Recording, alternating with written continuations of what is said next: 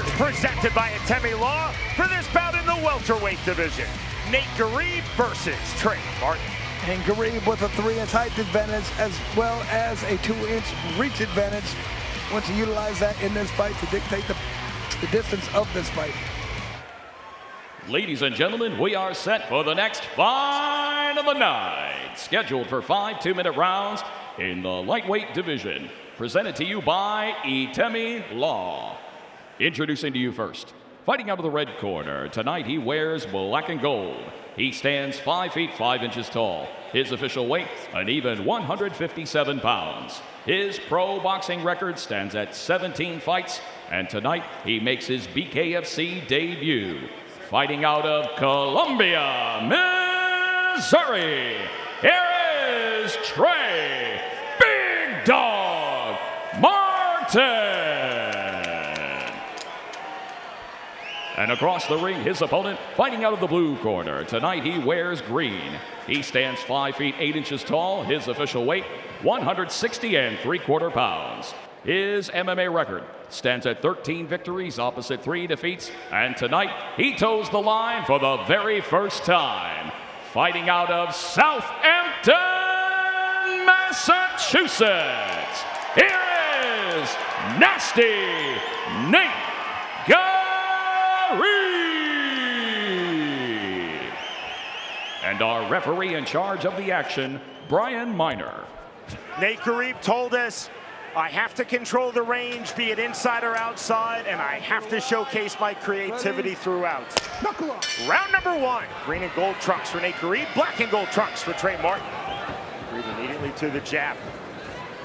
See the high shield lead left hand on the forearm guard for Trey Martin. The left hand entry for Garib, there's the creativity, now the reset. Garib on the outside on the hook jab. Martin was very fluid in his movement to the outside. Now to the inside comes Trey Martin.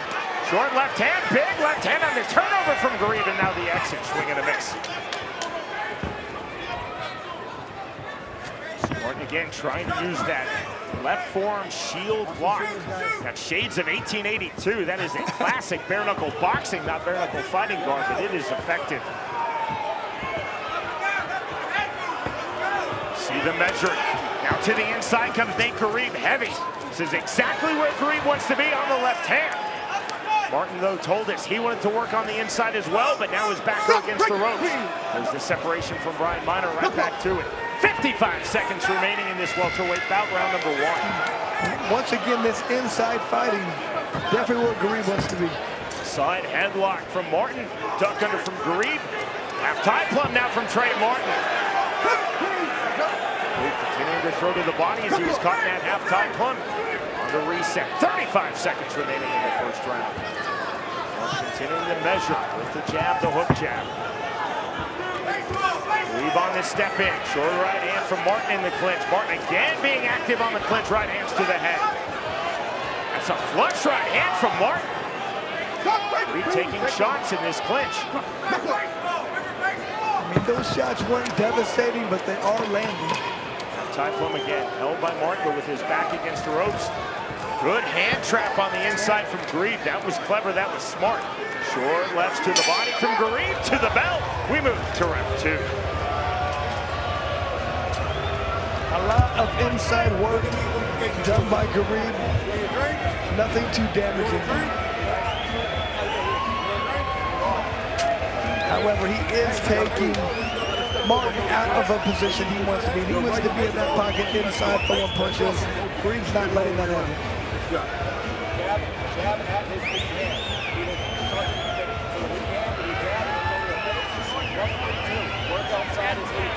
Garib has got to do a little bit better job when he's in that clinch, creating a little bit of space where he can land some hard shots.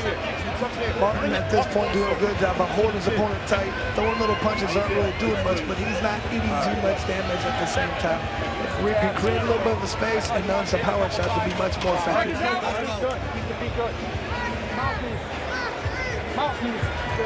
Set for round number 2, Nate Garib versus Trey Martin. Both fighters, BKFC bout number 1. To round 2 we go. Switcher stands sequences off of scratch for Nate Garibe. He's on scratch in southpaw. Now you see an ortho. Martin staying in ortho. Very active is Trey Martin with that lead left hand on that shield block. Left hook getting through from Martin. Acknowledged as such by Garibe. You can see Martin really trying to set up that right hand. He's landing the left hook, but he's trying to land that power right hand. Sweeping left hook lands from Garibe. Left hook right back just off the mark from Martin. Good pull defensively from Garibe. Now the duck under and the turnout from Garibe. Showing his creativity and footwork. Garibe now trying to cut the ring. Big left hand right hand to the inside comes Nate Garibe. Good left hand, and now he's working the body on the inside. Martin trying to hold the half tie plumb, but doing so defensively. Garibe to the body. Those are good shots to the body. Garibe again to the body. Heavy pressure from Garibe. Garibe claiming on the separation with Brian Miner. He was punched to the back of his head by Martin to no avail. Fight on for Brian Miner. 55 seconds remaining, round 2. See the tick-tock movement now from Trey Martin, lowering his stance. Martin talked about needing head movement to get inside. Trying to utilize it at this point. Left hand, swinging a miss from Garibe, swinging a miss from Martin. Trey Martin now trying to work to the mid-range. Garibe circling out. Left hand lands from Martin to the inside. Good uppercut by Martin. Both fighters having their moments. 20 seconds remaining, round 2. You see the measuring from Garibe. Garibe on the left hand, duck under, rights to the body from Trey Martin. Garibe, heavy pressure again to the inside. Martin with his back against the ropes.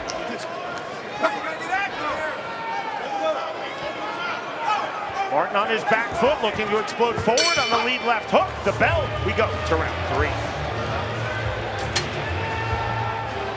You're going to see the good part, that very good straight left for Garibe, and then he gets in and just lands hard shots to the body. Probably the best sequence we've seen from him thus far.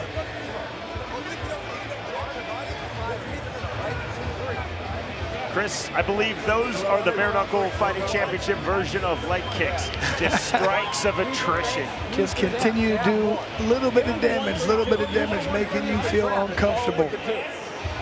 Short punches to the body in the clinch and pocket. I like what I see from Martin when he's able to get low, explode in, keep that head low, come with overhands, come with hooks, making him very difficult to hit. Both fighters up to scratch, 3 feet apart. Round 3. As he did to start round 2, Martin coming forward off from scratch. Garibe by design, backing off from scratch. If Garibe can throw that rear uppercut as opponent comes in. Heavy on the entry. There's the half tie plumb again. Martin's done some really work in tight, throwing those short punches to the head. Nearly a full takedown from Garibe. Soft warning by Brian Miner saying that was the face wash against Garibe. You see more punches being thrown and landed for Garibe. Short punches from both men. In these sequences, largely you're seeing Garibe target the body and Martin target the head. Good uppercuts, left hand from Martin. Now Garibe circling out defensively. Martin coming forward off of the naked 2. Jab right back from Nate Garibe. Subtle momentum swings back and forth. Martin trying to fully seize the momentum here in round 3, but now Garibe forward on a beautiful turn along the ropes. Final minute, round number 3. Big right hand from Martin. Left hand, double left hand from Garibe. Back to the half tie plunge goes Trey Martin. Garibe forward. See the good wrestler's head position of Nate Garibe into the chin and jawline of Trey Martin. Legal and smart. Left hand from Martin. Smear of blood on the upper lip of Nate Garibe. Swing and a miss from Trey Martin. That left hand landed, or that right hand was. Right uppercut getting through from Martin. Garibe back to the body. Short right hands to the head now from Nate Garibe. Martin trying to throw with his back along the ropes and corner cushion.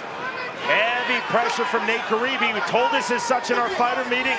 He said, I want to make Trey Martin carry my full weight, but there's a big left hand in reply from Martin. Martin to the inside right hand, another right hand now from Trey Martin. Again, the momentum swing in this fight. And I like how Martin's ducking underneath punches and coming right back with power shots. To round number 4 we go. That was a great job of ducking underneath and rolling, coming right back with punches. There was a beautiful right hand.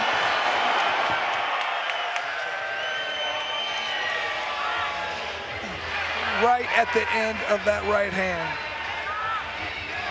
And continuing to come forward with pressure. And there was what I was talking about earlier, how the way Martin ducking underneath, firing immediately. Best time to throw a punch is right after someone misses.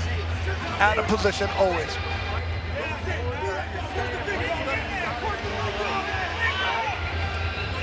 You can see Trey Martin fired up, starting to believe he's gonna win this fight.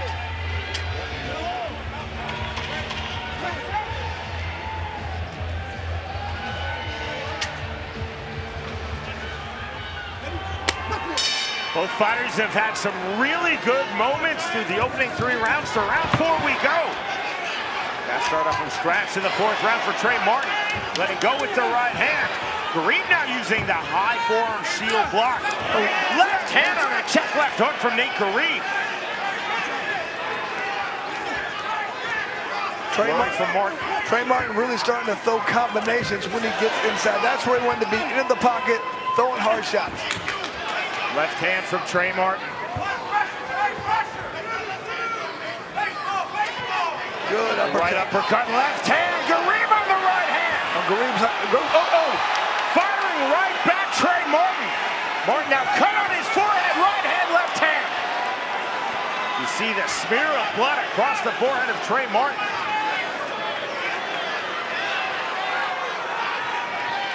Garib to the mid-range. Martin on his back foot. Martin trying to time the left hook. Garib right hand just off the mark. This is a really entertaining fight. Straight right hand, left hand from Martin. Garib looking for that hand trap in the parry to land that. The left hand, right hand off the mark, left hand. Garib now mirroring the hips of Trey Martin. Garib not letting him out of position. That's exactly what he needs to do, but he needs to start getting off first, land these hard shots. Left hand just off the mark on the leaping left hook from Trey Martin. Left hook again from Martin. Martin continuing to throw with his back against the ropes. Big right hand from Trey Martin. Like to see Garib go to the body. Big left hand from Garib, then Martin lands the right hand. Both fighters continuing to land flush. 15 seconds remaining, round 4, left hand from Trey Martin. Swelling corner of Garib's left eye. You see that big forehead cut on Trey Martin into the clinch. We move to the 5th and final round. Man, that was a round. Both those guys landed a lot of clean punches. Walked through them, nobody went down.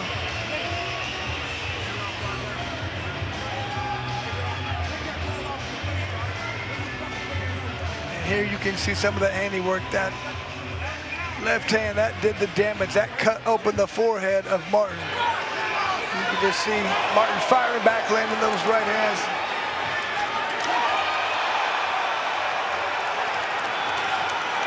Both these guys really going for this victory.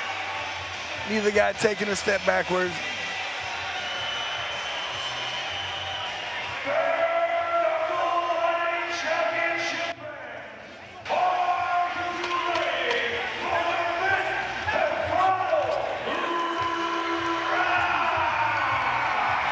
Confirmation from our great colleague, Brian Soto, to our Mohegan Sun crowd that the 5th and final round is upon us.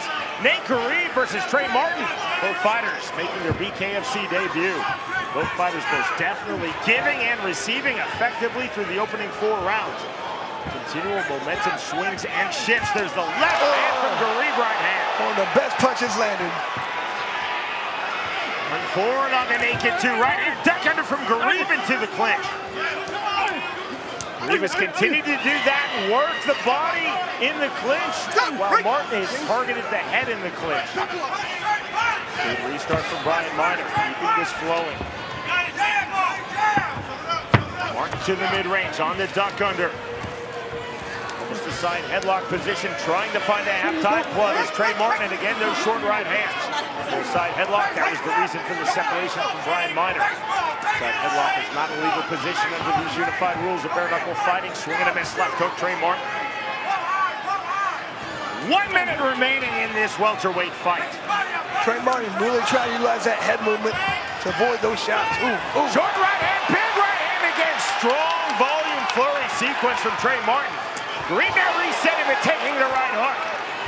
Flick jab. Green reaching and grabbing the half tie plug. Green looking for the clinch. Short right hand. 35 seconds remaining in this fight. More short left hands from Martin to the head. Chris, we've seen tremendous volume from both fighters in the clinch. Absolutely. I mean, they're not landing powerful, but they are landing. Gareed largely to the body, and Martin with that to the head. Ass grip from Nate Gareed looking for the separation. He won't get it there. Now he gets the separation from Brian Miner. Stretch drive of this fight. Final seconds. Both fighters looking for one more meaningful sequence, one more meaningful punch. There's the left hook lands from Trey Martin. The bell and the end of a really entertaining fight. Ladies and gentlemen, before we go to the decision, let's have a big round of applause for these two welterweight warriors.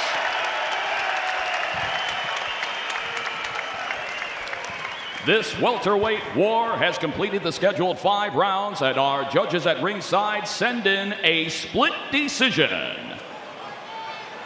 Judge Harry, 48-47 in favor of Gareed. Judge Feldman, 48-47 in favor of Martin. And Judge Hayes, 49-46 to the winner by split decision. Trey Big Dog Martin! We already have a Fight of the Year candidate. Nate Gareed versus Trey Martin from the 3 Mohegan judges. 3-2 Gareed, 3-2 Martin, and 4-1 Trey Martin. The winner by way of split decision, Trey Martin defeats Nate Gareed.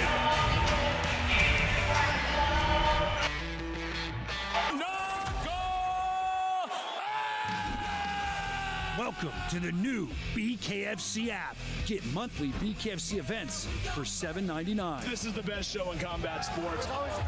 Enjoy our all-new library of content, including behind-the-scenes access, exclusive BKFC original series, and additional live bare-knuckle fights from around the globe.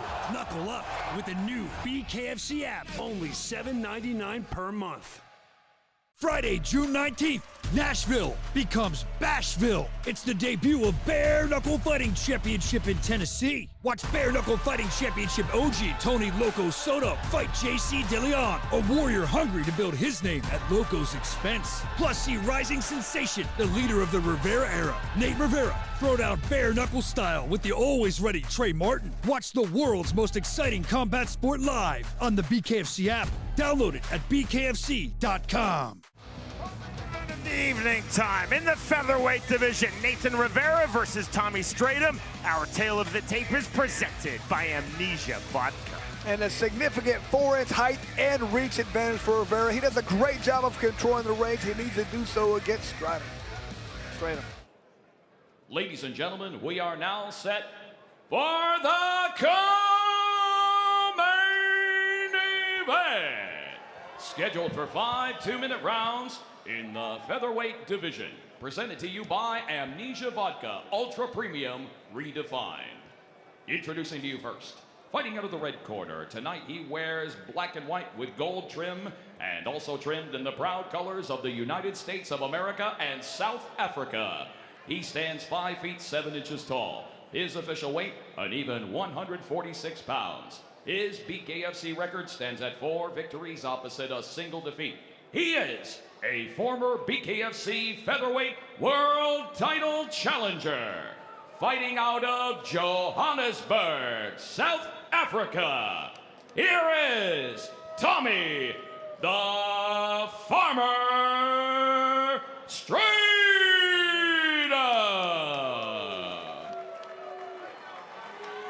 And across the ring, his opponent, fighting out of the blue corner. Tonight he wears black.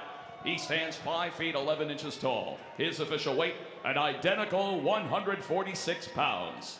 He is undefeated in the squared circle at 4-0.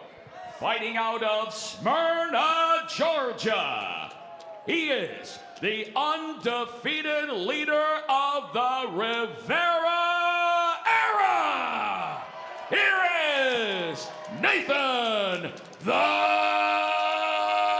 Reaper Rivera. And our referee in charge of the action, Blake Grice. Nathan Rivera told us, I expect Tommy Stratum to come forward off of his hooks. I have to get under and outside of those hooks. Round number 1, black trunks for the American Nathan Rivera, white black trunks for the South African Tommy Stratum. And this is where Rivera's been so good, that long, fast, hard jab. Hard to tell where it's coming from. Fast jab from Rivera, listed at 5'11" to the 5'6" of Stratum. Stay short, stay short. From Stratum, feint from Rivera, pawing with the jab, fast jab, 1-2. So good with that, he's so long, and uses that reach well, especially when he goes to the body with that straight right. Stratum looking for the entry. Hook jab from Nathan Rivera, right to the body. That's one of his best punches. I like to see him throw that early and often.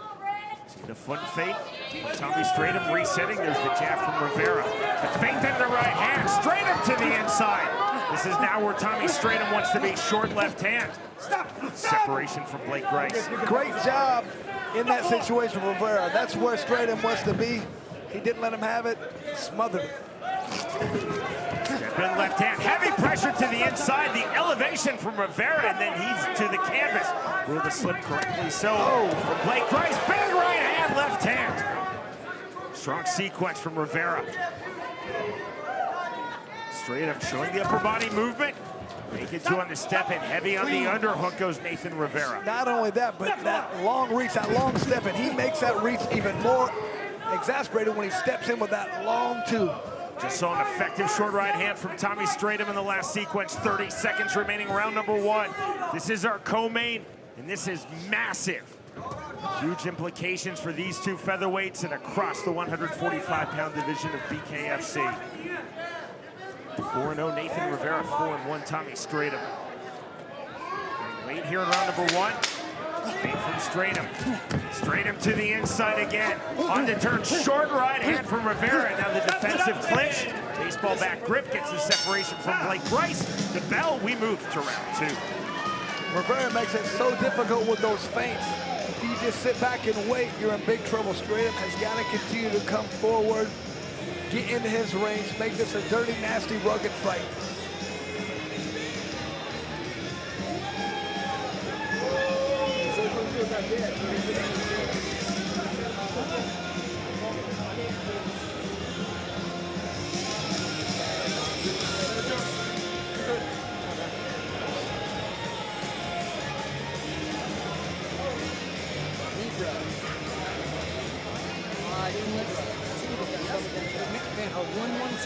Everything is drifting to the left. You see the load up, man. When your jab's touching, he's snapping the head back, okay? Stay on the jab. Yes, bro, yes. Stay on the jab. The corner of Rivera telling him exactly the right thing. He needs to stay on that jab. That jab is so difficult to deal with. It stops your opponent in his tracks, and it decides when you can throw that straight right. So the sporting touch of hands. 2 first-class fighters, first-class people. No animosity, but all intensity here in our co-main. Immediately to the clinch. Keep it clean, boys. Knuckle up. Okay, we're ready. Soft warning by Blake Grice to both Rivera and Stratum. Clean exits out of the clinch when he says to break. Hard entry from Stratum to the inside. Short left hand. Smothering chest to chest now from Rivera. Knuckle up. Step in again to the guillotine position. Stratum lowering his head.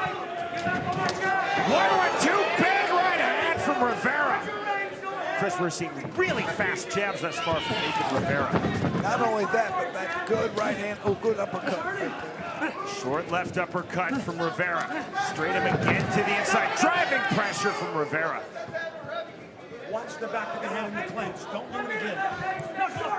Nice telling Stratum, watch the punches to the back of Rivera's head in the clinch.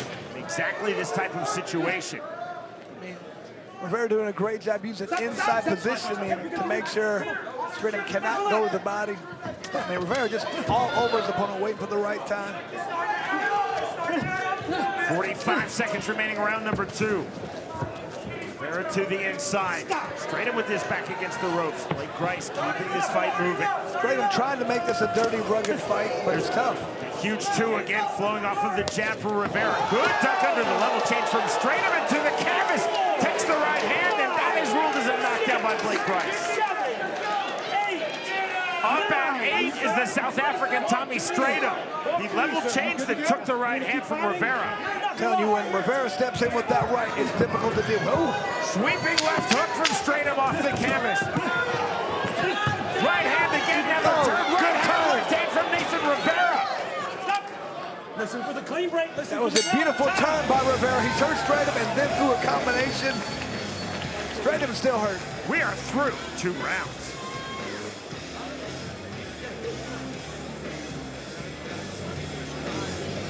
Rivera presents such a difficult style when he's outside throwing those feints, those quick jabs, those long 2s.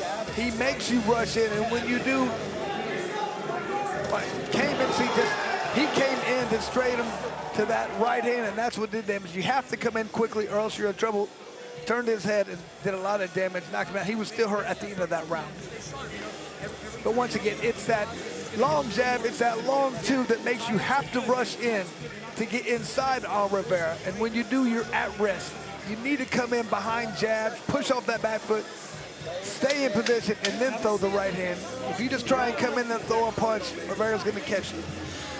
Both Nathan Rivera, Tommy Stratum, excellent in our fighter meetings always. These are 2 really intelligent fighters. Stratum in his assessment in our fighter meeting with Nathan Rivera said, I believe that Rivera will be measured early and he will become more aggressive as this fight progresses. We have now progressed, Chris, to round number 3. Watch your fingers towards his eyes. Thank you. I want to see if Rivera throws that right hand to the body again. Oh, sweeping left hook again. That punch has been there for Stratum. Duck under from Rivera. Rivera's showing a good chin, taking a hard punch as well. Left hand again on the entry from Stratum. Now on the turn and to the canvas goes Tommy Stratum. I thought they were going to call this fight. Stratum, I think he's done. I think his jaw's hurt. Nope, he's not getting up. The count of 10. Nathan Rivera now 5-0 in BKFC. What a victory against a guy who had fought for the title. And Tommy Stratum, always tough and nails, went the distance with the champ. Not this time. Short, clean power to the finish for Nathan Rivera. Ladies and gentlemen, our referee in charge of the action, Blake Grice, steps in, calling a stop to this fight at 34 seconds into round number 3. For your winner by TKO and still undefeated, Nathan the Reaper Rivera.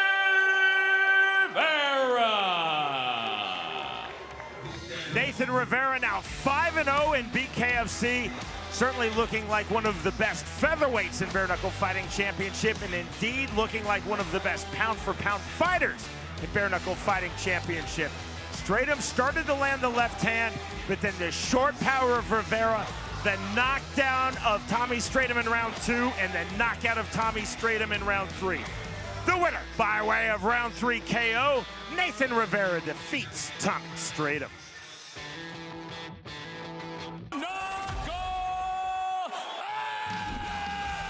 Welcome to the new BKFC app. Get monthly BKFC events for $7.99. This is the best show in combat sports.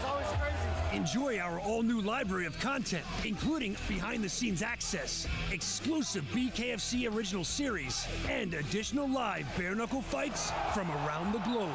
Knuckle up with the new BKFC app, only $7.99 per month. Friday, June 19th, Nashville becomes Bashville. It's the debut of Bare Knuckle Fighting Championship in Tennessee. Watch Bare Knuckle Fighting Championship OG Tony Loco Soto fight JC DeLeon, a warrior hungry to build his name at Loco's expense. Plus, see rising sensation, the leader of the Rivera era, Nate Rivera, throw down bare knuckle style with the always ready Trey Martin. Watch the world's most exciting combat sport live on the BKFC app. Download it at bkfc.com. In the lightweight division, JC DeLeon versus Ruben War. Our tale of the tape is presented by Forged Irish Stout. And Ruben War 1 inch taller at 5'8" to 5'7". However, DeLeon a 3-inch reach advantage against Ruben War. Ladies and gentlemen, we are set for the next fight of the night, scheduled for 5 2-minute rounds in the lightweight division. Presented to you by Forged Irish Stout. Not here to take part, here to take over.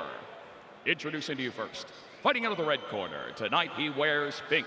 He stands 5 feet 8 inches tall. His official weight, an even 157 pounds.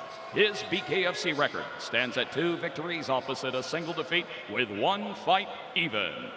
Fighting out of Louisville, Kentucky, here is Ruben Bad Boy War. And across the ring, his opponent, fighting out of the blue corner. Tonight, he wears red trimmed in white. He stands 5 feet 7 inches tall. His official weight, 156.4 pounds. His BKFC record stands at 1-0. Fighting out of Fort Worth, Texas, here is JC Corazon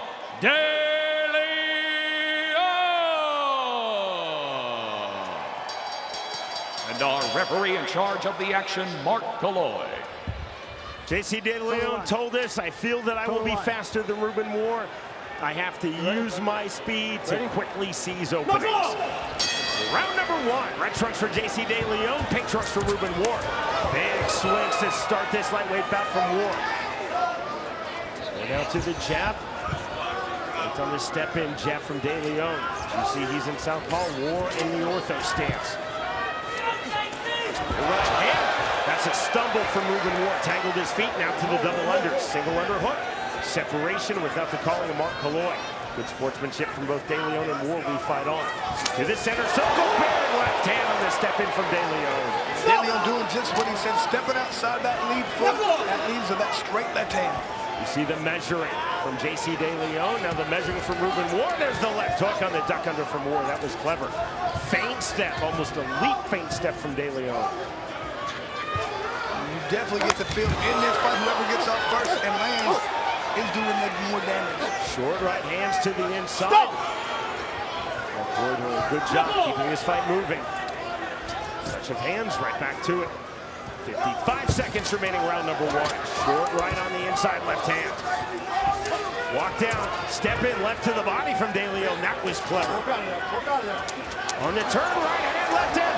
Big shot from DeLeon. DeLeon now to the body. Hard left hands.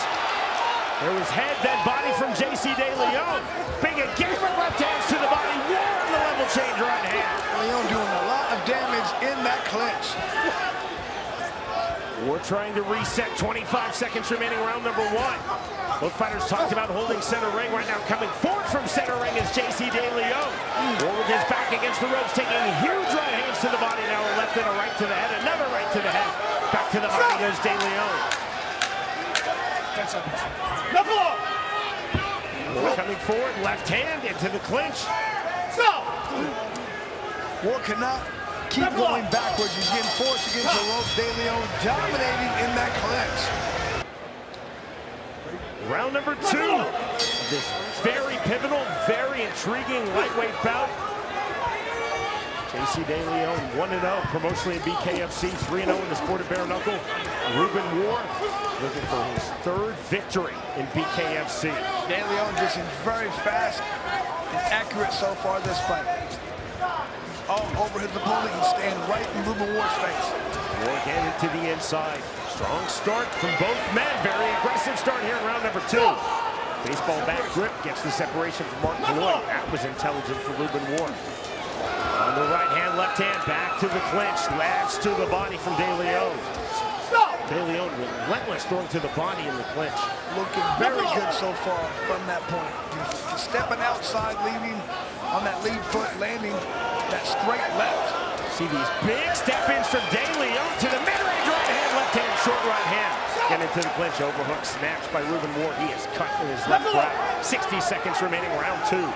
High tight striking guard, but there's a left hand from DeLeon, right hand. Big left to the body.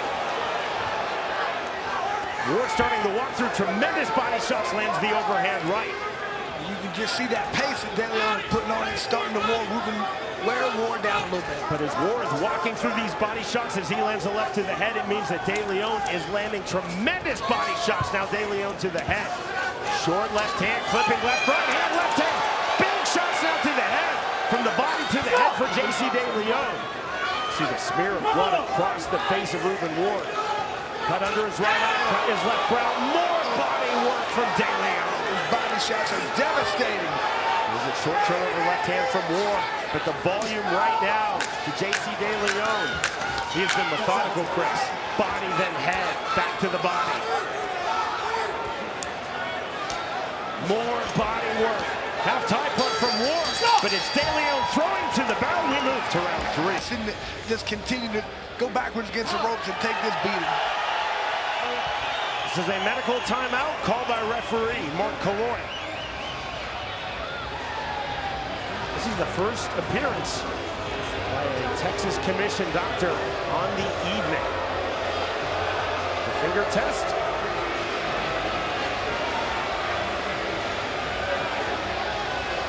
One and two, Chris, would be the right answers. I think he said 3. I don't like the way saying no. I like the head shake. Medical clearance, and here we go. Ruben Ward knows he has to do something this round.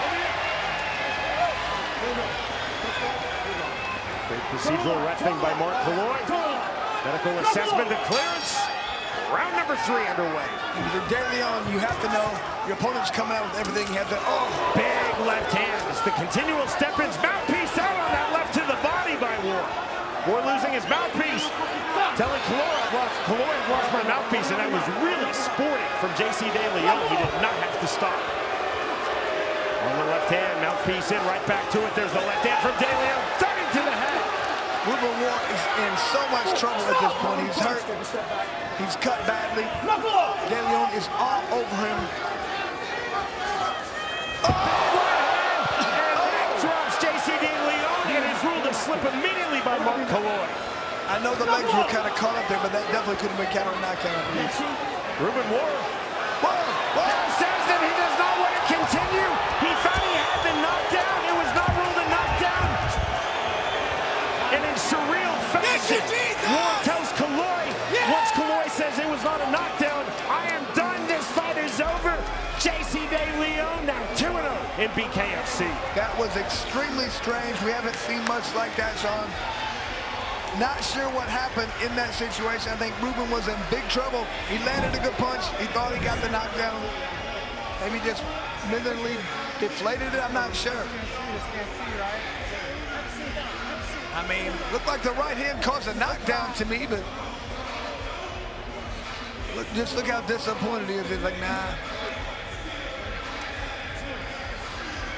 That was bizarre, Sean. We haven't seen that before. Ladies and gentlemen, our referee in charge, Mark Malloy, steps in calling a stop to this fight at 48 seconds, round number 3.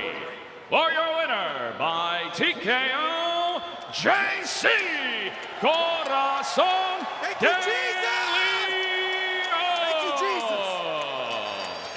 In their independent fighter meetings, both JC DeLeon and Ruben Ward told us, I have to control from center of the ring. It was JC DeLeon controlling from the center to work so effectively into the clinch. Ruled a slip by Mark Malloy, and that was enough for Ruben Ward, telling Malloy he could not see. That is the fight. The winner by way of 3rd round TKO, JC DeLeon defeats Ruben Ward.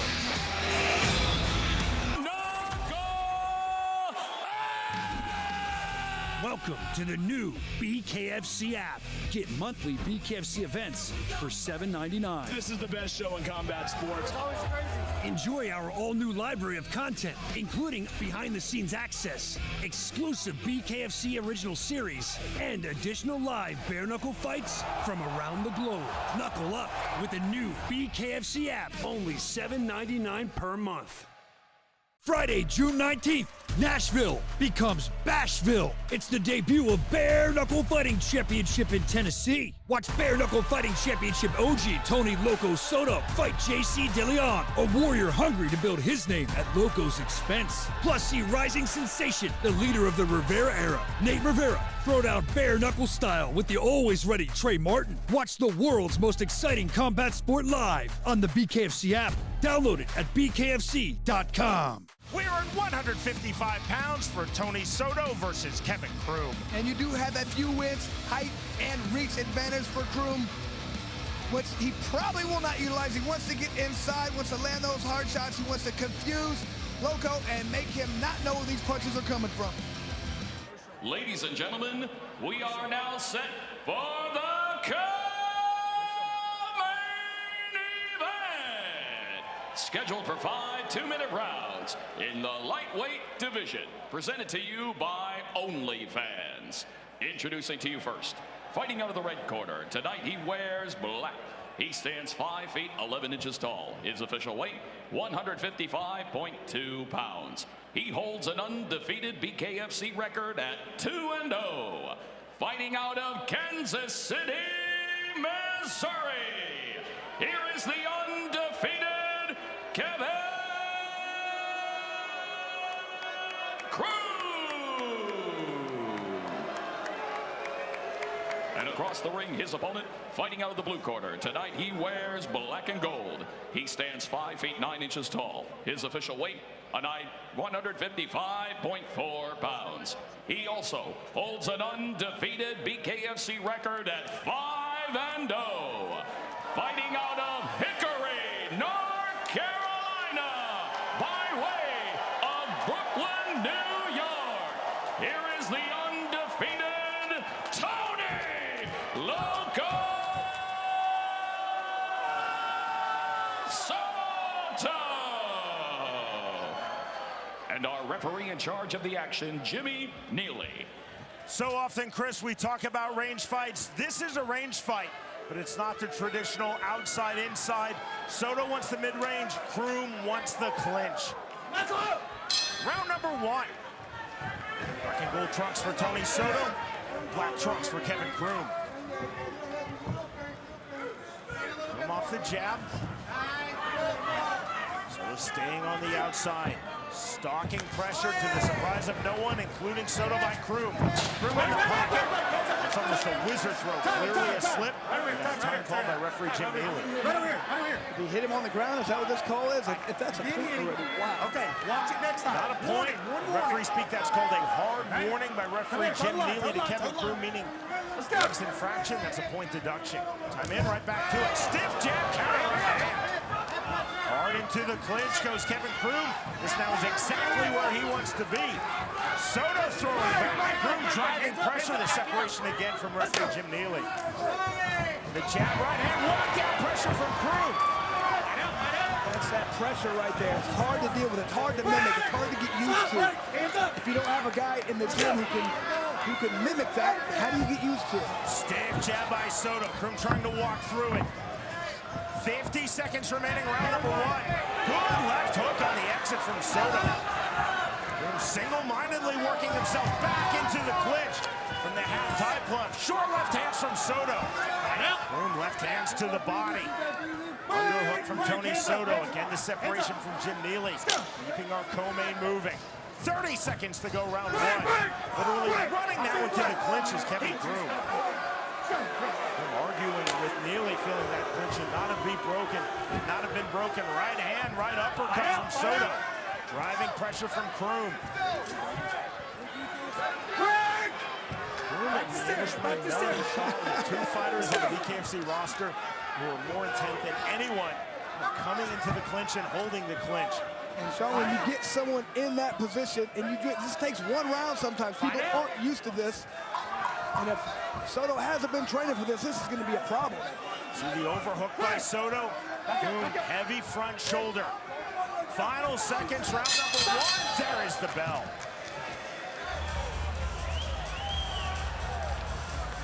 It looks like it's already starting to swell shut a little bit. Swelling in the lid and a cut under the eye. Okay. See the left eye damage on the face of Kevin. You're doing great. You look fucking good. That was your round all day. John Atkinson in the corner of Kevin Croom, telling him actually to work long back. Rushing into the clinch. Round number 2. Right just misses from Soto. It's Croom immediately back into the clinch. Croom not happy about that. Jim Neely. See Croom is caught under his left eye. Okay, one warning. It don't matter. I'm referee. Here come the boos. Tony Soto is from Brooklyn, but he lives in North Carolina. This is a very pro Tony Soto crowd. Neely telling Croom, break when I say break. There's the right hand, left hand. Big swings, counter right hand from Soto, but he's back now against the ropes. Croom right back into the clinch. Heavy infighting now. Croom trying to lock on a waist cinch. This is driving pressure from Croom. And the referee really let him work there. Left hand.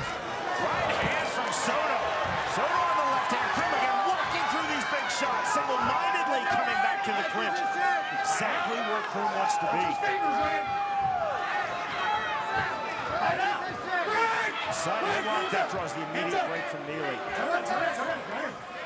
Kevin Croom's mindset is I'm going to clinch, you know I'm going to clinch, stop me. Croom getting a clinch a lot, but he's not landing a lot in this clinch right now. I think the main thing is he's trying to wear Soto out. Staying heavy. Driving through. He's got to start throwing more punches in there, or they're going to break it a little earlier. Overhook from Soto. Croom smartly. That's right out of the pro MMA playbook, getting his head under the chin of Soto. 35 seconds remaining, round number 2. Left hook to the body from Soto. Right uppercuts from Croom. Croom on the left hand. More driving pressure from Kevin Croom. He's swelling in the left eye. The cut under the left eye of Croom. Croom is just not able to land much in there, but is that wearing his opponent out? That's the question. Soto left uppercut. Croom again driving pressure, putting Soto against the ring ropes. Hands up, let's go. Neely on the separation. Croom right hand, left hand on the entry. Driving through with the forehead, that's legal. Those aren't headbutts. Soto, number 3. Soto thought that if it went past 2 rounds, his opponent would gas out a little bit. Coming forward again, driving back Tony Soto along the corner cushion, along the ring ropes. Right hands from Croom. Overhook snatched by Soto. Again, Soto comes out of professional boxing, Croom out of pro MMA, 2 totally different mindsets, techniques on the clinch. You see here Croom landing a lot more, or throwing a lot more, but Soto with a much better percentage right there. Again from Jim Neely, doing a really good job of keeping this fight flowing. There's the right hand from Croom. Right back to the inside. Look again from Soto. You tell the fans, they want to see these guys punch, not push each other around the whole time. But that's Croom's style, that's his technique, that's what he does to win the fight. Soto told us in our fighter meeting, smart exits out of the clinch. Mouthpiece of Croom going flying out there. He snatched the half-time plum, back to the overhook for Soto, back to the right hands to the body for Kevin Croom. Usually so when your mouthpiece is flying out, that is a sign of fatigue. Left hand, right hand, clean from Croom. Croom right back, chest to chest. 40 seconds remaining, round 3.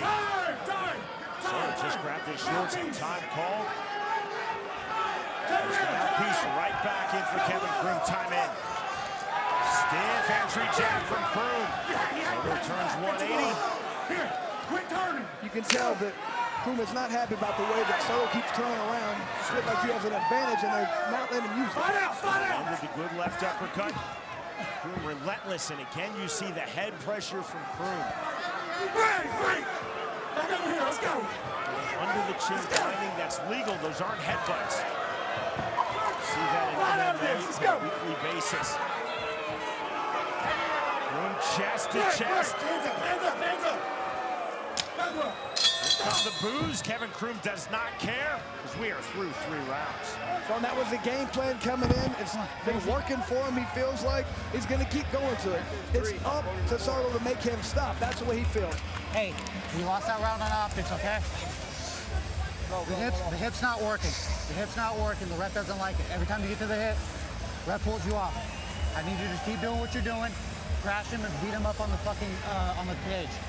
This is you all day long. We got 2 more.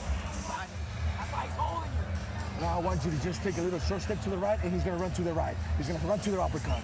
Those uppercuts that you throw, land it. Land them.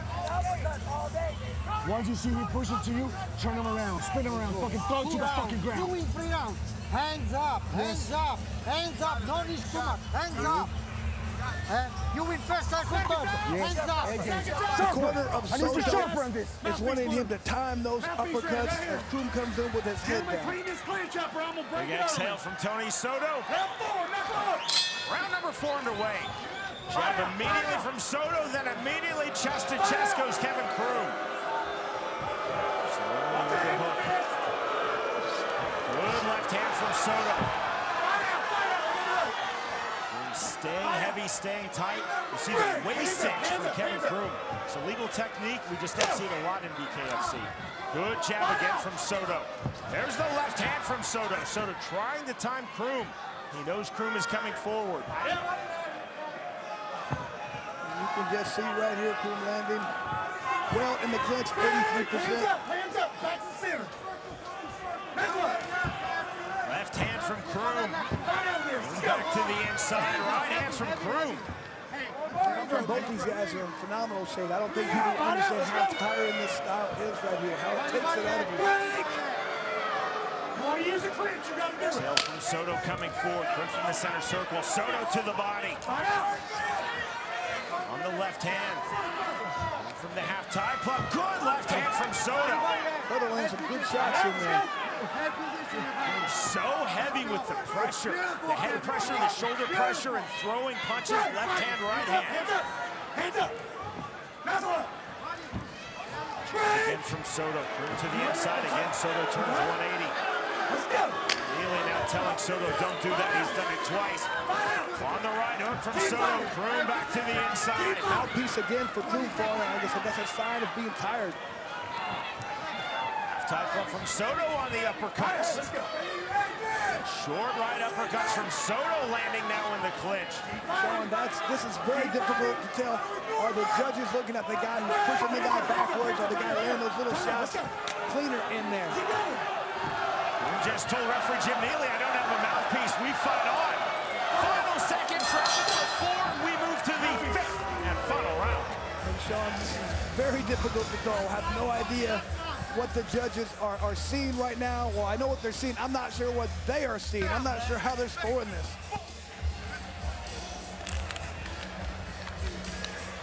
And I would think, I want the same thing. I want no matter which way you see this the fight, it's going to be, you to give me 2 minutes totally of different fucking scores. hell. Okay? 2 minutes of fucking hell, and this is your fucking fight. I could clearly see one judge giving one guy 5 rounds and the other giving the other guy all 5 rounds. This is one of those fights. It's all about matchup styles. You don't know what the judges are favoring. 2 minutes of fucking hell. And the judges could be favoring Soto landing on the entries of Kroom, on the turns, on the exits, or they could be favoring the relentless pressure of Kevin Kroom walking through Soto, initiating the clinch, and then being very busy. Absolutely. Fifth and final round underway. 5-0 Tony Soto, 2-0 Kevin Kroom. Right back to the inside. Left hand from Soto, right hand from Kroom. Good left hand again from Tony Soto. So again, Chris, you see getting his forehead, the top of his head under the chin of Soto. Half tie club from Tony Soto. Half tie club from Kevin Kroom. I know we saw in Soto's last fight, he looked like he had nothing left in the 5th round, but he sucked it up and came up with a big round. Let's see if he can do it again here. Relentless. There's the separation from Neely. Soto, good left hand from Soto. Soto trying to open up in the mid-range. The mid-range was there, it disappears immediately. Just as he did standing in his pro MMA career, which includes 4 fights in the UFC, Kevin Croom willing to take shots to get to the inside. And not just the pocket, but the clinch. Half tie plug from the clinch, big right uppercuts from Croom. Left hook from Soto. Soto driven against the ring ropes. 45 seconds remaining, 5th and final round. See the exhale from Soto. Soto to the body. Croom to the head. Right hands from both fighters in the half tie plug. And again, driving back Soto. 25 seconds remaining in this fight. On the left hand, half tie plumb again from Soto, and again, Croom drives Soto back. And right here, Croom just pushing the opponent, not even really trying to land any punches at that point, just trying to control position right there. See the spear of blood across the face of Kevin Croom. Croom under the chin of Soto once more. Chest to chest, Soto to the body, right uppercut gets through. And that is the end of our co-main event. Ladies and gentlemen, after a hard-fought 5 rounds, our judges at ringside scored this fight 50-45, 48-47, and 50-45 to the winner by unanimous decision and still undefeated, Tony "LOCO" Soto. A pair of 5 nils and a 3.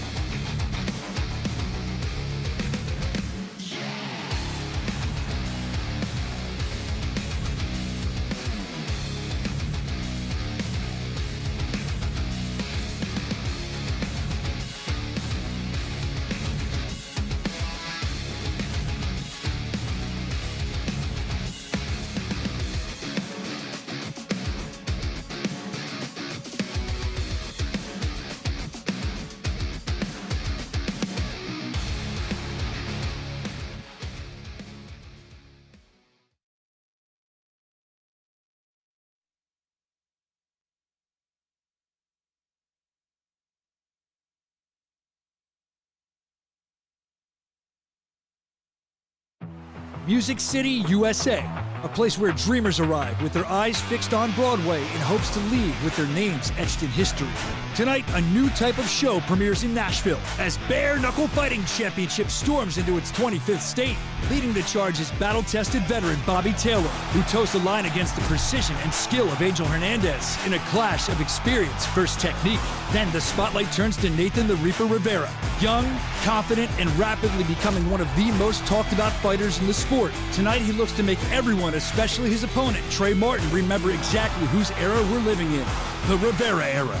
Then, BKFC OG Tony Loco Soto and the fast-rising middleweight standout JC DeLeon take center stage. A proven legend, a hungry contender, one unforgettable collision. Live from the pinnacle, Bare Knuckle Fighting Championship has finally arrived in Tennessee for BKFC Fight Night Nashville, and it starts right now!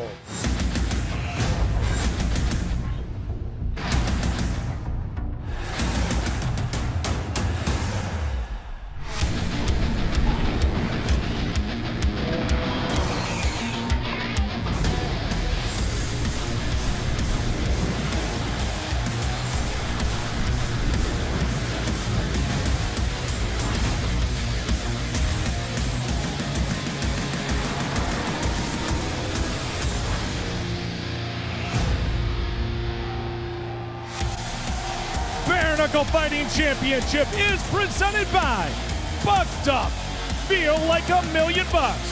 Nashville, Tennessee, a city built on legends. Some made their names with a guitar in hand, but some make their mark with their fists. Tonight, the soundtrack changes, the stage is set, lights are on. BKFC Fight Night Nashville is live from the pinnacle.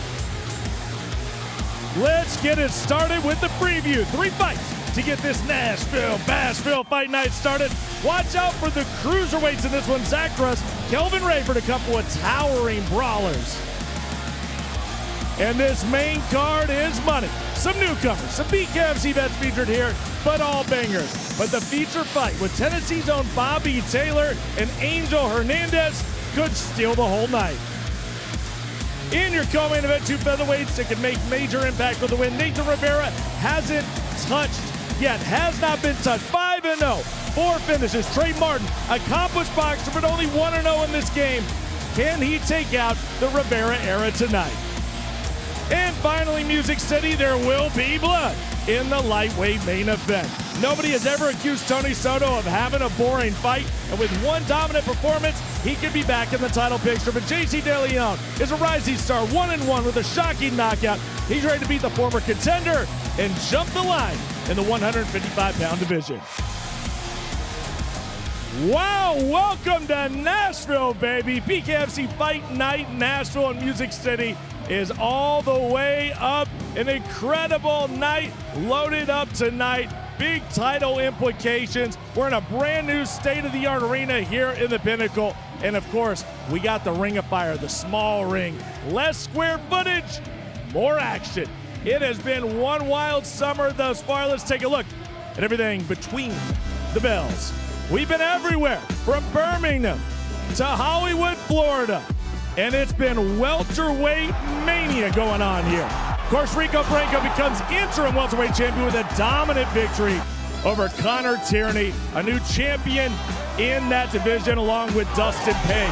And then we go to Hollywood, and Gogo Sloveski, former champion, in a fight of the year candidate with Johnny Tello, comes out on top and stops Tello. That's impressive. But is it more impressive than Bryce Henry taking out former champion Julian Let Me Bang Lane? A little bit of controversy, but Henry's still undefeated and is ready for his place in sun, ready for that title shot whenever it may come. Brings us to tonight, Nashville, Tennessee, Music City, our 25th state, and with the new state brings a new weight class, the iron weight class, 206 to 225 pounds. I love this weight class. You're going to see the very first iron weight fight tonight. Take a look at this.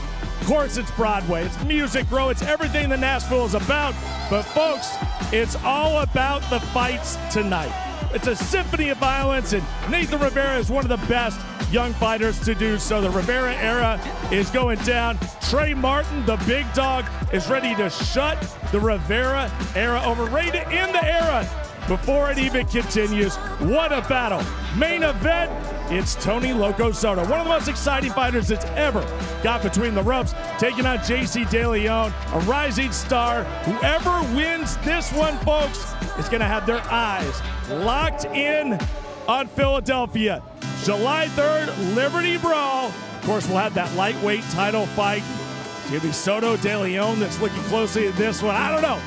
All I can tell you is there is so much going on this summer. And from what I understand, big announcement, there's a lot of stuff going on here at the BKFC. But folks, it's all about tonight. It's Fight Night in Nashville. It's a brand new city. And why not start a brand new city with the Ring of Fire? I'm never good at doing that off my monitor. The small ring, which means there's nowhere to go. For guys like Tony Soto, this is perfect. It's going to be insane from start to finish. But let's get the fight started. Let's go to our commentary crew. Sean Willock, Chris Lytle. I love Tony Soto, but Tony Soto in the Ring of Fire, Sean, that's something special. Cyrus, you have seen it. Chris and I have seen it through 9 fights in BKFC. Tony "Loco" Soto has established himself as one of the top 155-pounders in the sport. He has shown his tenacity, he has shown his relentlessness, and he has shown his durability. Soto has had numerous Fight of the Year candidates in Bare Knuckle Fighting Championship, including versus Tyler Goodjohn in 2023, versus Franco Tenaglia in 2024, and versus Ben Bonner in 2025. And like you, Chris, Tony Soto has shown that he is absolutely incapable of a boring fight. Sean, Tony is the kind of guy who, he's your favorite fighter's favorite fighter. They want to watch him fight. He doesn't put on bad fights. He's always in there, win, lose, or draw. It's going to be a banger. So you always want to see this guy fight. The small ring, we talked about it, it's going to be right up his alley. However, DeLeon, he likes a small ring too. He wants to get in your face, get in there and push you around, see what happens. Our main event, Tony Soto versus JC DeLeon at 155 pounds. This is massive in BKFC's stacked lightweight division. Such a tough division, but like you said, Sean, Soto wants to get right back in there, get back in that title hunt. DeLeon wants to take a step closer to getting into that picture. Tonight's going to tell who's going to get that step. Tonight's fight odds are presented by BetBKFC.com. Some fun fights to watch. The one that I like, Prince McLean, very tall, very big at -240. You have to like that fight. Alp Nicotine Pouches presents the unified rules of bare knuckle fighting, administered this evening by the Tennessee Athletic Commission. Punching in the active clinch is allowed. All kicks, knees, and elbows are illegal, as are all takedowns and submissions. We open tonight here in Nashville with a fight in the bantamweight division. Robert Fechter versus Joby Steffensmeyer. Our tale of the tape is presented by Bucked Up Energy Drink. All right, both guys 5'7". Fechter does have a significant 5-inch reach advantage. He wants to stay long, stay outside the side of the range, and catch Steffensmeyer trying to come in.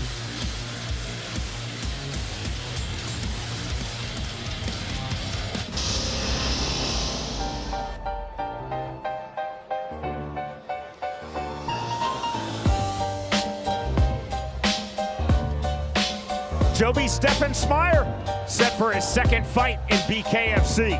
He's had 3 in pro boxing. Steffensmeyer is 1-0 in pro MMA. Steffensmeyer told us in our fighter meeting, I have to be extremely calm, I have to smartly pick my punches, and I have to properly assess my opponent, Robert Fechter, throughout this fight. Making sure he's not wasting any energy. His first fight, he came in, he took too many shots. Be smarter this time. Wants to really focus on making his opponent miss and then making him pay. Steffensmeyer also told us, I'm not trying to land one big knockout punch. What I'm trying to do is land with volume and land with accuracy. And by that, he said death by 1,000 cuts. I love that analogy. Just continue to touch the opponent, get into that mid-range, in and out. That's where he wants to be.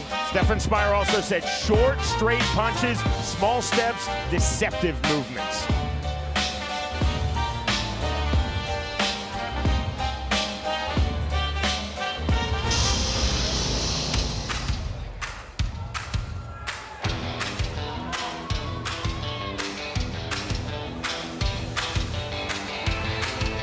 Robert Fechter, set for his promotional BKFC debut. He is 1-0 in the sport of bare knuckle.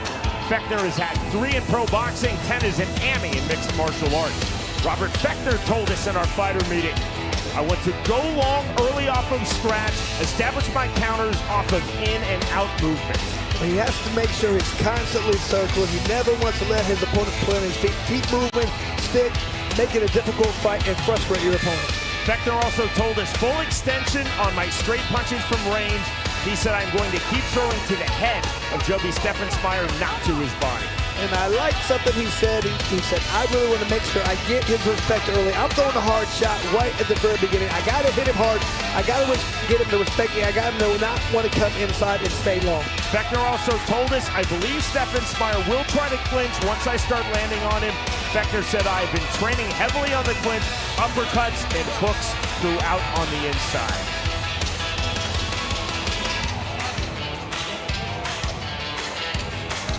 To get our evening started, we send it into the ring with the always outstanding Jeff Houston. Hello, hello, hello!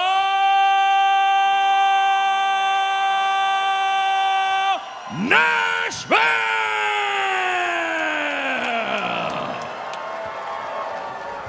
The most violent 2 minutes in combat sports has finally arrived to the great state of Tennessee! Ladies and gentlemen, good evening and welcome to the Pinnacle here in Music City, Nashville, Tennessee. Once again, for the most exciting combat sport on planet Earth today, Bare Knuckle Fighting Championship, live on the BKFC app. Ladies and gentlemen, this is BKFC Fight Night! We are set for our opening fight of the night, scheduled for 3 2-minute rounds in the BKFC Bantamweight division. Presented to you by Bucked Up. Feel like $1 million. Introducing to you first, fighting out of the red corner, tonight he wears black and gold. He stands 5 feet 7 inches tall. His official weight, 134.8 pounds. Tonight he toes the line for the second time. Fighting out of Davenport, Iowa, here is Joby One Kenobi Steffensmeier.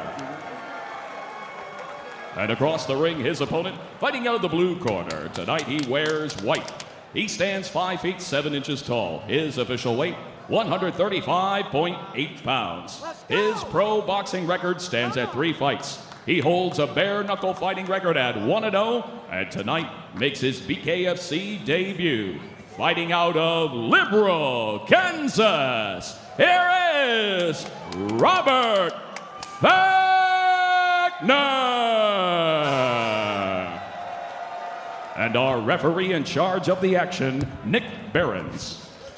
Joby Steffensmeier told us, I believe Robert Fechter will keep throwing wide punches. Steffensmeier said I have to continually beat Fechter to the punch. Round number 1. White trunks for Robert Fechter, black trunks for Joby Steffensmeier. Forward off of the jab, Steffensmeier. Hard right hand, the entry, the body lock from Fechter. Quick separation from Nick Behrens, right back to it. Scheduled for 3 rounds, we're at 135 pounds. Right hand from Fechter. They're feigning on the right hand. Long jab from Steffensmeier. And getting through from Steffensmeier. Overhand right from Fechter. Big swings in the center circle from both men. I like the way they're starting, Sean. Trying to start off the night just the way we wanted. See the head movement. Steffensmeier coming forward. Fechter sitting on that right hand. They're dropping his hands, trying to bait Joby Steffensmeier forward. To the mid-range. Oh, jab Steffensmeier. There's the counter in the right hand. To the clinch, the overhook. Held by Steffensmeier. Separation from Behrens, right back to it. Steffensmeier already showing that very good chanting position. See the jab to the body from Steffensmeier.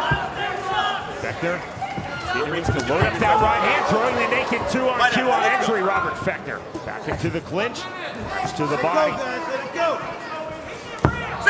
Double underhooks. It's the separation from Nick Behrens, right back to it. 45 seconds remaining in round number 1.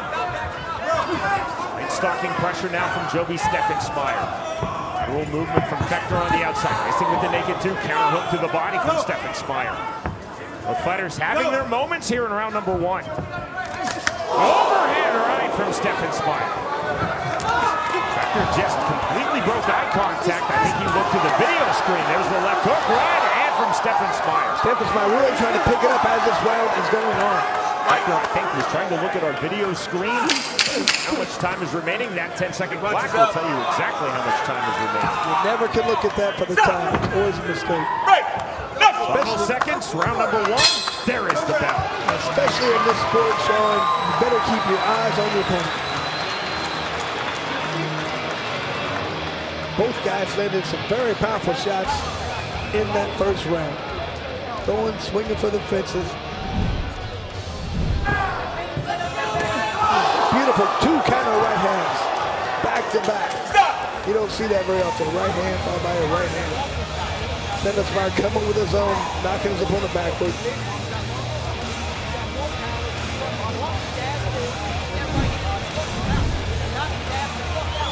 BKFC fighters, Justin Martinez, Chancey Wilson. One of their fellow cans and Robert Fechner. Sold out tonight.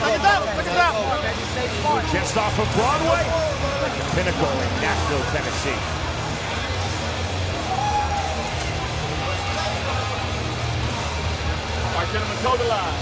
Both fighters back up to scratch. Round 2.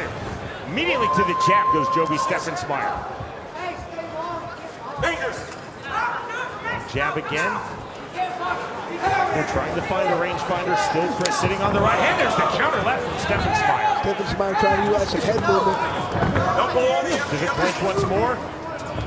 Tied 1. Snapped by Stephen Smyer. Good evasive movement from Fechner. Back to mid-range, now to the outside for Fechner. 1-2, and then the 1 right back from Stephen Smyer. Stephen Smyer trying to throw that 3. Counter blocked well by Stephen Smyer. Both guys landing. Heavy right hand again from Fechner. Fechner continuing to look for that right hand. Slight swelling in and around Joby Stephen Smyer's left eye. Been his best punch for Fechner, landing the right hand several times. There's the right hand from Stephen Smyer. Didn't fully land. Stephen Smyer again trying to turn over the right hand. Lateral movement from Fechner. Fechner doing a good job of fading back with his head. He needs to throw the left hook, does Stephen Smyer. Left hook. Right hand not there from Fechner. The idea was there's the right hand partially through from Robert Fechner. Feint from Stephen Smyer. 50 seconds remaining, round number 2. Fechner staying active. Lead left hand from Orthodox. Open-chested stance. Stephen Smyer trying to turn over the right hand. Leaping left hook from Joby Stephen Smyer. That's the punch he needs to throw more. Maybe not off the lead, but throw the 1-2, and then that left hook, it will land. Through the center circle into the clinch. There's a trap there, don't trap. Excellent refereeing from Nick Barron, seeing that clinch is inactive. The reset. 20 seconds remaining, round 2. Smyer just missing the overhand right. That drew a big reaction from this Nashville, Tennessee crowd. Last hook on the entrance. Short lefts to the body. Break out of that, play out of that. Fechner trying to find a separation with the underhook. High tight striking guard. Left hook just off the mark from Stephen Smyer. We move to the 3rd final round. That was a good, tough round. Very difficult to judge. Stephen Smyer was able to push the pace and really get into his opponent's area, push it backwards at the end of the round. Put that on his other hand. Yeah. In those very close rounds, Sean, sometimes let it go. Not only is who's able to dominate the position and kind of push the pace, but also who's winning in the last 30 seconds. Beautiful counter by Fechner. Last round, right? That Stephen Smyer came forward. Glancing blow.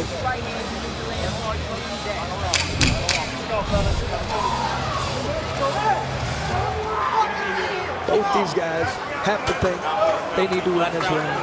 Robert Fechner, Joby Stephen Smyer, 3rd and final round of this bantamweight fight. Keep our fingers closed. He's circling to his left, Robert Fechner. To the mid-range goes Joby Stephen Smyer. Open chest for Stephen Smyer. Heavy on the 1-2 into the clinch. Short lefts to the body from Fechner. On the turn from Fechner. Fechner now trying to frame. On the overhook. Right hook on the separation. Overhand right. Steffensmeyer looking for the entry. Looks for that again on the overhand right. Left hook. So the overhand right makes Baker turn his head. The left hook, that is what he was needing to land the whole time. That three. That left hook getting through from Joby Steffensmeyer, followed by the overhand right. The overhand right followed by the left hook is the money punch, the combination that needs to be thrown. Fechter just played to the crowd as he was turning Steffensmeyer along the rope. Steffensmeyer, heavy left uppercuts to the body. Get up the head, get up the head. There From you the go. underhook now goes Robert Fechter. Fechter left hands to the body of Joby Steffensmeyer. 60 seconds remaining in this fight. Step in right hand from Steffensmeyer. Counter right hand from Fechter. Right hand again from Joby Steffensmeyer. And I'm wondering if it's not this forward pressure that can affect the judges. Because, I mean, Fechter's landed some hard shots. It really is. And his pants are trying to fall down level. Knuckle up. Let's go. Back Subtle in. momentum swings back and forth. Each swelling now in Joby Steffensmeyer's left eye. That was presented itself in round number 1. You see the swelling really deep here, latter stages of this fight. 20 seconds remaining, third and final round. Heavy entry from Steffensmeyer. Fechter turning Steffensmeyer along the corner cushion. Overhand swing and a miss from Steffensmeyer. Fechter resetting in the center circle left hand. Long jab from Fechter. Steffensmeyer mirroring the hips. That ends this bantamweight fight. Tough fight. Very difficult to judge. Both guys had their moments. Was it that pressure from Steffensmeyer or was it the accurate punches from Fechter? We shall see. Well done from both men. Robert Fechter, his BKFC debut, entering 1-0 in the sport. Joby Steffensmeyer, his second bout in BKFC. It was that left hand that actually did probably some of the most damage in the fight. But Fechter coming back.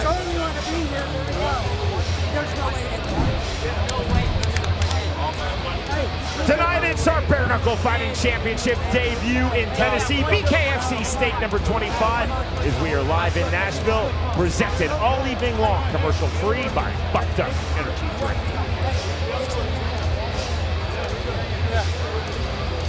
Subtle momentum swings back and forth. And this will be very telling for the fighters in the back to see how the judges score this fight. Is it the pressure coming forward? Is it the more accurate puncher? We shall see. Fechter landing a lot of right hands. Steffensmeyer, good job on combinations heavy off of the jab, which takes nothing away from the effective Fechter jab and the effective Steffensmeyer rear right hand from Orthodox. Our judges tonight, signed by the Tennessee Athletic Commission. Nice moment between Robert Fechter and Joby Steffensmeyer. What is it you say about the long time in between shows? It usually means something other than a unanimous decision. An inordinate delay, which is what we are in right now. Chris, as I've told you, when I was on the Kansas Athletic Commission, sitting at that table, it sounds easy. And then you're on worldwide TV, you see a jumble of 10s and 9s, and suddenly it's not so easy. I mean, taking shoes off, counting toes, so we can't be having that here. All right. The math has been sorted. To end all suspense, we go to Jeff Houston. Ladies and gentlemen, after completing the scheduled 3 rounds, our judges at ringside send in a split decision. Our judges score the fight 29-28 in favor of Steffensmeyer, 29-28 in favor of Fechter, and 29-28 to the winner by split decision. Joby One Kenobi Steffensmeyer. Great victory for Steffensmeyer. It was the pressure, the relentless attitude he had coming forward, pushing his opponent back that got him to victory, I believe. Victory number 1 at Bare Knuckle Fighting Championship for Joby Steffensmeyer.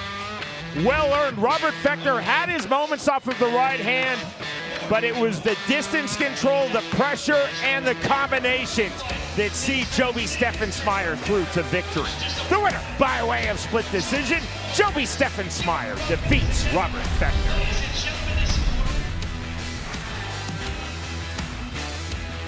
Friday, June 26th, the world's most exciting combat sport, Bare Knuckle Fighting Championship returns. With another night of action you have to see to believe. In the main event, Cameron Jumpman Van Camp faces the explosive Gregoras Cisneros in a showdown built for violence. In the co-main event, destruction takes center stage when the boogeyman Arnold Boomaye Adams collides with Steve Panda Banks in an all-out battle for heavyweight supremacy. Watch it all live on the BKFC app. Download it at bkfc.com. Ain't nowhere to hide. You ain't gotta see me come and keep me on your mind. 'Cause I be on the way. Yeah. You know I be on the way. Man on a mission, I'ma get it. You know I be on the way. Yeah. I'm on the way. On the way. Yeah. On the way. I'm on the way. I'm on the way.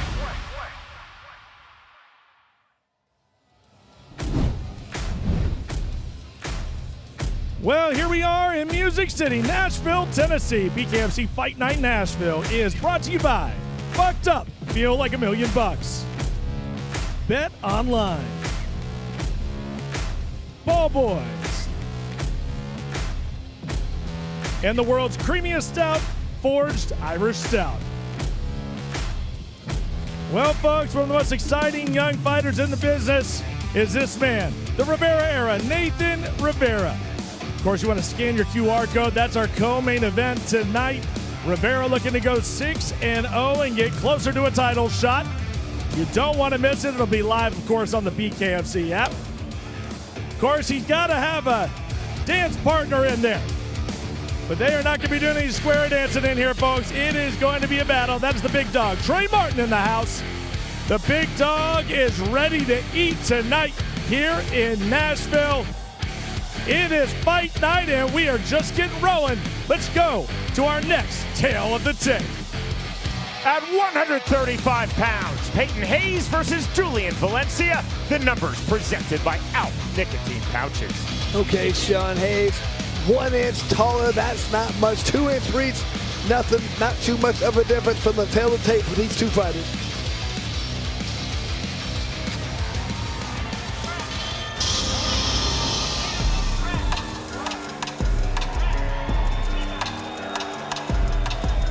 Julian Valencia, set for fight number 2 in Bare Knuckle Fighting Championship.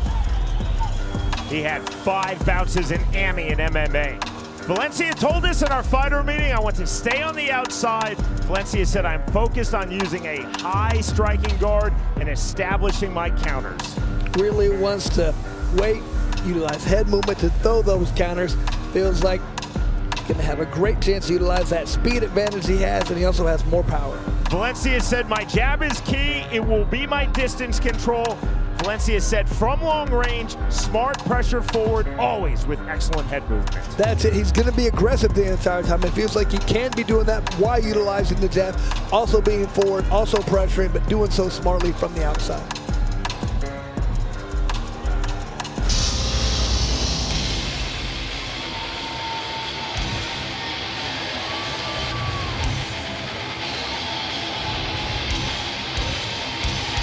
Fighting here in his home city, Nashville, Tennessee, Peyton Hayes is set for his BKFC debut. He has had 3 pro MMA bouts. Peyton Hayes told us in our fighter meeting that he watched Paulie Malignaggi versus Artem Lobov in BKFC, which was 7 years ago this week. Hayes said on that night he decided, I am going to fight in Bare Knuckle Fighting Championship. Hayes also told us in our fighter meeting, I will absolutely open up and take risks to record the quick finish. No, but he's coming to finish the fight, Sean. He says he's coming to throw down. He wants to get off first, wants to push his opponent back and make a dirty, rugged, nasty fight. Feels like he can't pick his opponent apart from the outside, but he's coming to bring it. Here we go with Jeff Houston. Ladies and gentlemen, we are set for the next fight of the night, scheduled for 3 2-minute rounds in the BKFC Bantamweight division, presented to you by ALP Nicotine Pouches. Introducing to you first, Fighting out of the red corner, tonight he wears black. He stands 5 feet 6 inches tall. His official weight, 135.2 pounds. Tonight he steps into the BKFC squared circle ready for bare knuckle fight number 2. Fighting out of Kenosha, Wisconsin, here is Julian Valencia.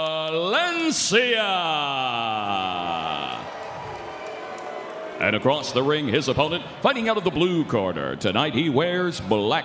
He stands 5 feet 7 inches tall. His official weight, an identical 135.2 pounds. His MMA record stands at 3 fights, and tonight he makes his BKFC debut. Fighting out of Nashville, Tennessee, here is Peyton, the Horseman Hayes. And our referee in charge of the action, Andrew Glenn. Peyton Hayes told us, I would absolutely rather lose an exciting fight than win a boring fight. Round number 1, fast off of scratch. Black trunks, blue hand wraps. Peyton Hayes, black trunks, red hand wraps. Julian Valencia. Hayes looks like he's coming to win an exciting fight. Hayes trying to come forward. Now the turn from Valencia, right hand. Valencia to the mid-range right hand. Hayes looking to counter, and he does with the right hand. Hayes sitting in southpaw right hand, and down goes Julian Valencia. Beautiful counter left hook to Hayes, landed flush. Let's see how hurt Valencia is. Mandatory 8 count given to Julian Valencia by Andrew Glenn. Fast to the inside after the knockdown, but there are the counter strikes being landed by Valencia off of the canvas. Hayes exploding forward after knocking down Valencia, and then the assessment, the mandatory 8 from Andrew Glenn. But Valencia now trying to find his range off of the canvas. Small mouse under Julian Valencia's left eye. Hayes is going with full power. He's really going for the knockout. 55 seconds remaining, round number 1, scheduled for 3 in the bantamweight division. And that really works when you land those shots, but when you don't, it really wears you out. Let's see if Hayes can calm down a little bit and not waste his energy. See the step in, left hand from southpaw. Now the long jab from southpaw for Peyton Hayes. On the floor to the inside, left hand knockdown number 2. It was a jab that snuck through, really caught the attention of Valencia. He's hurt. I don't know if he's getting up, Sean. No, he doesn't want any more. The count of 10, victory in his BKFC debut in his home city of Nashville for Peyton Hayes. And Hayes looked phenomenal, Sean. He came out and did exactly what he said he was going to come. Take chances, throw power shots, got the knockout. Peyton Hayes, again, he told us in our fighter meeting, extremely clear-eyed, I would rather lose an exciting fight than win a boring fight. He won an exciting fight. And coming with a little short hook, left hook that landed clean, got the knockdown. Just a beautiful jab that landed and hurt his opponent. And he said, I smell blood, I'm going for the finish. Landed it, finished his opponent. Great job. Our crafted replay presented by Forge Irish Stout. Julian Valencia wanted to stay on the outside. Work off of his counters. Peyton Hayes did not give him the time, did not give him the space. Fast off of scratch for Peyton Hayes. 2 knockdowns to the first round finish. Hayes now talking to our BKFC founder and CEO, David Feldman, along with Big John McCarthy, the outside referee in this bout, who you will see up next in the BKFC round. Class in defeat from Julian Valencia. Class in victory, a high-octane victory for Peyton Hayes. Right there, Here's Jeff Houston. Ladies and gentlemen, this fight comes to an end with our referee in charge, Andrew Glenn, reaching the count of 10 at 1 minute 41 seconds, round number 1.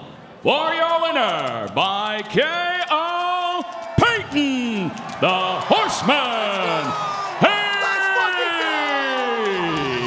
Hayes. Peyton, you told me in Our pre-fight interview, you were willing to come out and lose an exciting fight instead of win a boring one. Was that the game plan going in? I worked 10 years to get here, bro.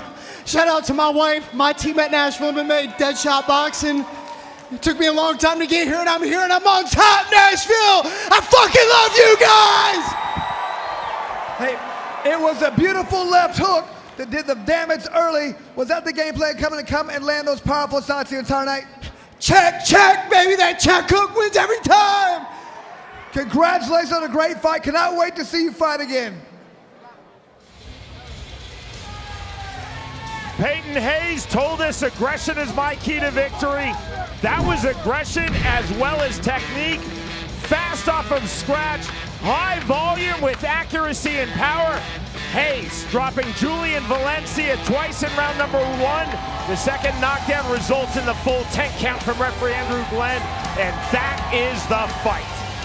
In his BKFC debut, the winner by way of first round knockout, Peyton Hayes defeats Julian Valencia.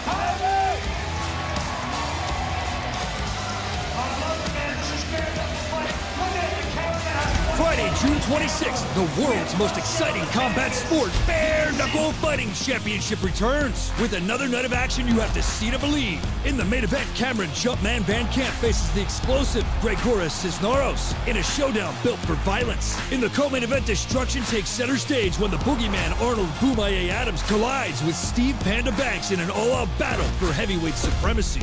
Watch it all live on the BKFC app. Download it at bkfc.com. Ain't nowhere to hide. You ain't gotta see me come and keep me on your mind. 'Cause I be on the way. Yeah. You know I be on the way.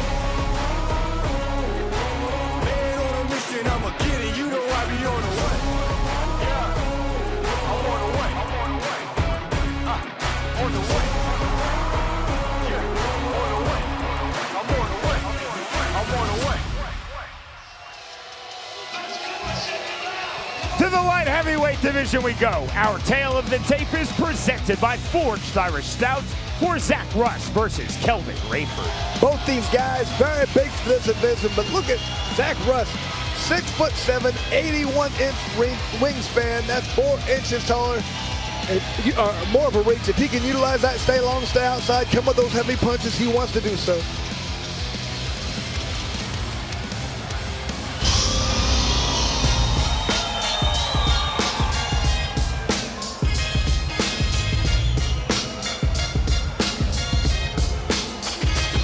Kelvin Rayford, set for fight number 1 in BKFC. He's had 9 pro MMA bouts. Rayford 4-0 in pro boxing.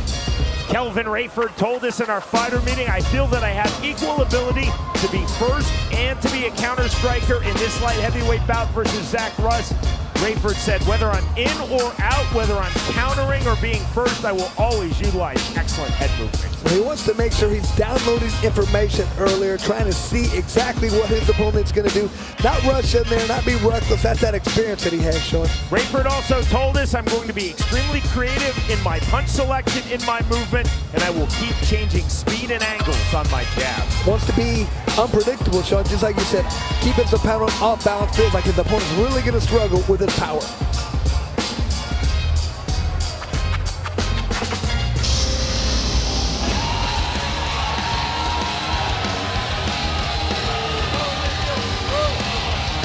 Zach Russ set for his Bare Knuckle Fighting Championship debut.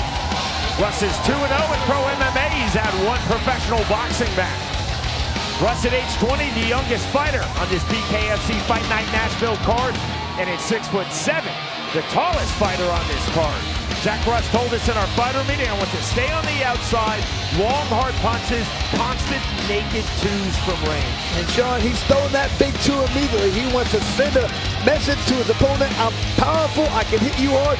You have to watch out for this big right hand coming. Russ is naturally right-handed. He told us I will switch stances when I move forward off of the jab. Uppercuts on the inside, Russ said emphatically. My rear hand, whether I be in southpaw or orthodox, that is my key to victory. He says this is going to be a car crash. He's going to come in, he's going to throw hard punches, he's going to make it a dirty, rugged fight. Again, Jeff Houston. Ladies and gentlemen, we are set for the next fight of the night, scheduled for 3 2-minute rounds in the BKFC light heavyweight division. Presented to you by the world's creamiest stout, Forged Irish Stout. Introducing to you first, fighting out of the red corner. Tonight he wears red and black with white. He stands 6 feet 3 inches tall. His official weight, an even 186 pounds.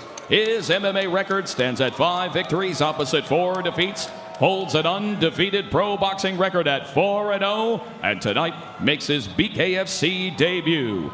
Fighting out of Ada, Oklahoma. Here is Kelvin Next Level Rivera. And across the ring, his opponent, fighting out of the blue corner. Tonight he wears black. He stands 6 feet 7 inches tall. His official weight, 185.6 pounds. He holds an MMA record standing at 2-0, and tonight also makes his BKFC debut. Fighting out of Fort Thomas, Kentucky. Here is Zach the Ripper Ross. And our referee in charge of the action, Big John McCarthy. Buddy XO, front row ringside. Both fighters up to scratch. Called knuckle up from Big John McCarthy. And immediately to the canvas goes Kelvin Rayford. He's in the black and red trunks, solid black trunks for Zach Russ. And power Russ talks about, he just displayed it. Bad cut already. The assessment from John McCarthy to Kelvin Rayford. Rayford better come and try not to point out because this cut's not going to be good for him. Heavy feints. Power to the inside from Zach Russ. Rayford looking to counter. Rayford's hurt. He's got to throw some power to land. Overhand left from Zach Russ. Right hand on the inside.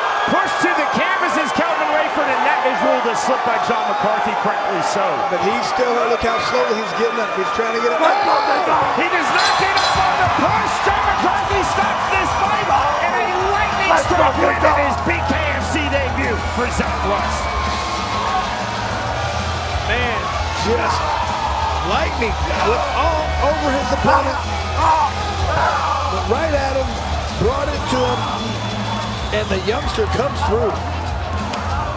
Zach Russ at age 20, now 1-0 in BKFC with emphasis. Fast off him strikes, Chris. Just a jab.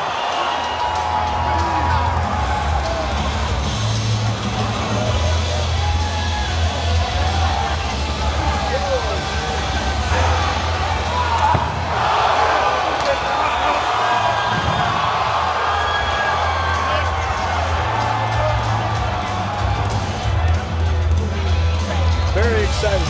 Ice cold, man. I would beat you after a victory in that manner. Coming after his opponent, putting him down twice. In the ending sequence, you see John McCarthy, the greatest MMA referee of all time.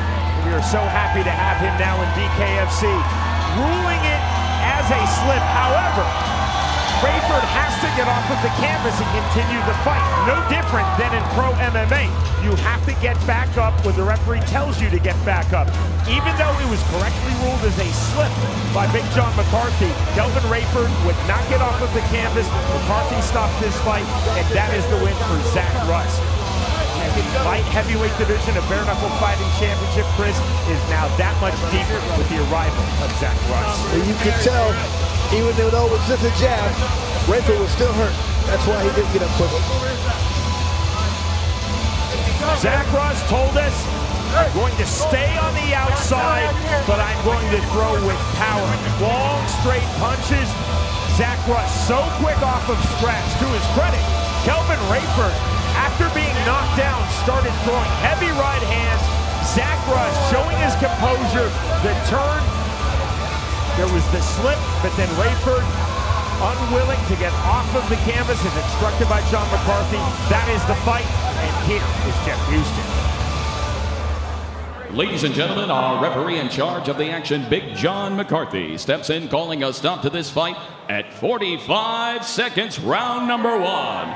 For your winner, winner by TKO, Zach the Ripper Ross.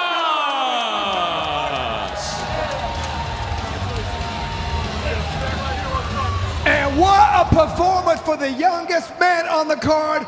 It was a jab that caused all that damage. Did you know you had that kind of power with the jab? Absolutely. It was never a doubt that was the plan all along. That's what I told you yesterday, Chris.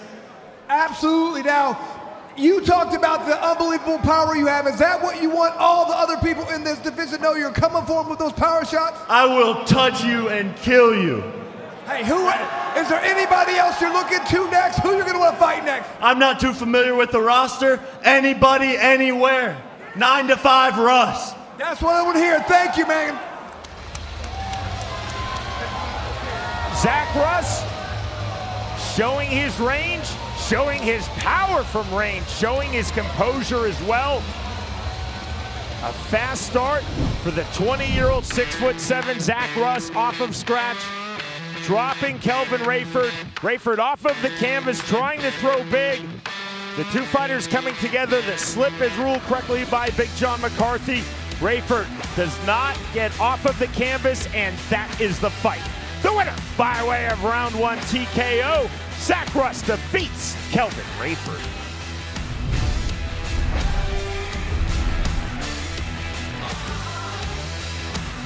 Friday, June 26th, the world's most exciting combat sport, Bare Knuckle Fighting Championship returns with another night of action you have to see to believe. In the main event, Cameron Jumpman Van Camp faces the explosive Gregoras Cisneros in a showdown built for violence. In the co-main event, destruction takes center stage when the boogeyman Arnold Boomaye Adams collides with Steve Panda Banks in an all-out battle for heavyweight supremacy. Watch it all live on the BKFC app. Download it at bkfc.com.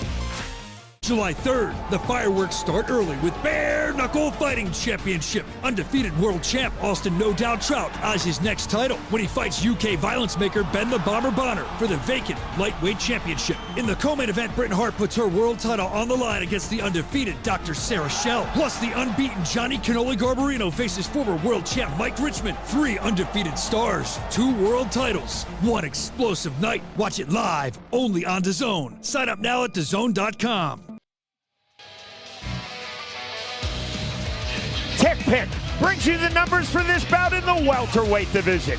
Caleb Harvey versus Josh Whiteside. Okay, Sean, both guys 5'10". Josh Whiteside, a slight 3-inch reach advantage. It's not much. Let's see if he can utilize it. Josh Whiteside made his BKFC debut this past March. He defeated Isaiah Williams by second-round TKO. Coming over from boxing, it took him a minute to get used to this new style. Got knocked down twice in the first round, was badly hurt. I thought, man, this guy is not going to transition well. However, the accuracy, that power came into play in the second round. Look at that beautiful right hand landed right on the button. You can see that good chin and that good offense. A good accurate punch. He landed and did so much damage. He